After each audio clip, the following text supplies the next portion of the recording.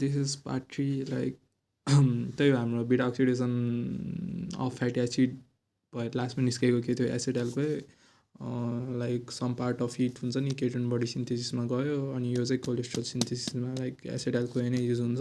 अब यो सजिलो हो एकचोटि यो अब यसमा चाहिँ के बुझाउने हो सबै गोक्से हो यो एकचोटि आफै खोकी हुन्छ यो होइन। अनि यसको अर्को पार्ट के हो भन्दाखेरि चाहिँ हाम्रो यो कोलेस्ट्रोल बनिसकेपछि चाहिँ लाइक हाम्रो चाहिँ यो लाइक बाइल एसिड सिन्थेसिसमा काम लाग्छ। सो कोलेस्ट्रोल बनिसकेपछि यसमा 7 अल्फा हाइड्रोजाइलेज भन्ने इन्जाइम हुन्छ यो चाहिँ रेट लिमिटिङ इन्जाइम हो। अनि यो स्टेप भनेको चाहिँ रेट लिमिटिङ स्टेप हो। अनि 7 alpha hydroxylase along with vitamin C and एनएडिपिजलाई 7 हाइड्रोक्सी कोलेस्ट्रोल बनाउँछ। अनि यो चाहिँ 7 हाइड्रोक्सी कोलेस्ट्रोल बनिसकेपछि आफ्टर सेभरल रियाक्सन हुन्छ नि लाइक कोलिक एसिड र चिनोडियोक्सी कोलिक एसिडमा कन्भर्ट हुन्छ क्या यो 7 हाइड्रोक्सी कोलेस्ट्रोल। अनि त्यसपछि चाहिँ लाइक यो चाहिँ कोलिक एसिड र चिनोडियोक्सी कोलिक एसिड चाहिँ हुन्छ नि यो यसलाई चाहिँ लाइक दुईवटा केमिकलले अथवा मोलिकुल कम्पाउन्डले कन्जुगेट गरिदिन्छ क्या लाइक जोड्न आउँछ अथवा यसलाई कन्जुगेसन भनौँ न। त्यही कुन कुन हुन्छ भने टाउरिन र ग्लाइसिन हुन्छ क्या टाउरिन र ग्लाइसिन। अनि फेरि यो टाउरिन र ग्लाइसिन यो टाउरिन र ग्लाइसिनले लाइक कन्जुगेट गरिसकेपछि लाइक कोलिक एसिडले अब टाउरिनले कन्जुगेट गरिदिन्छ अनि यसले चाहिँ टाउरो कोलिक एसिडमा लाइक कन्भर्ट गरिदिन्छ। अनि फेरि ग्लाइसिनले कोलिक एसिडलाई कन्जुगेट गरेपछि ग्लाइकोकोलिक एसिडमा कन्भर्ट गरिदिन्छ।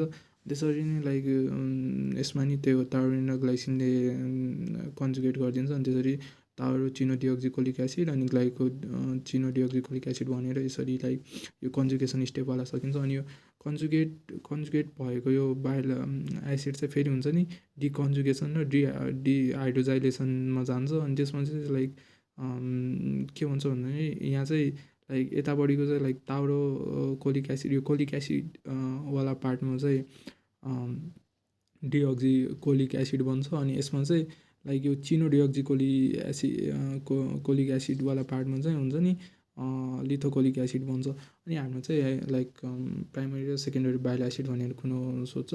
प्राइमरी सेकेन्डरी बाइल एसिड भनेको चाहिँ लाइक यो कोलिक एसिड र डिअक्जी कोलिक एसिड भनेको प्राइमरी बाइल एसिड। अनि यो लास्टमा भनेको चाहिँ सेकेन्डरी बाइल एसिड हो।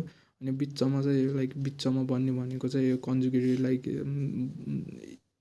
लाइक यिनीहरूमा लाइक क्याल्सियम म्याग्नेजियम साल्टहरू कम्बाइन भएपछि लाइक यसलाई नै बाइल साल्ट भन्छौँ। अनि त्यही हो बिचकोलाई चाहिँ बाइल साल्ट भन्छौँ हामीले। त्यसरी नै लाइक यति नै हो यो प्रोसेस।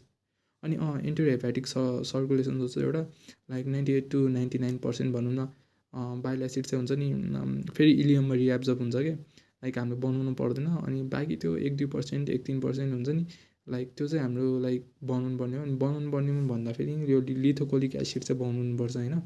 अनि बाँकी चाहिँ त्यही हो लाइक पोर्टल भेनबाट जान्छ पोर्टल भेनबाट लाइक गएपछि त्यही हो हुन्छ नि त्यही रिएब्जर्ब हुने हो क्या इलियममा। त्यही हो इन्टरहेपाटिक सर्कुलेसन यति हो।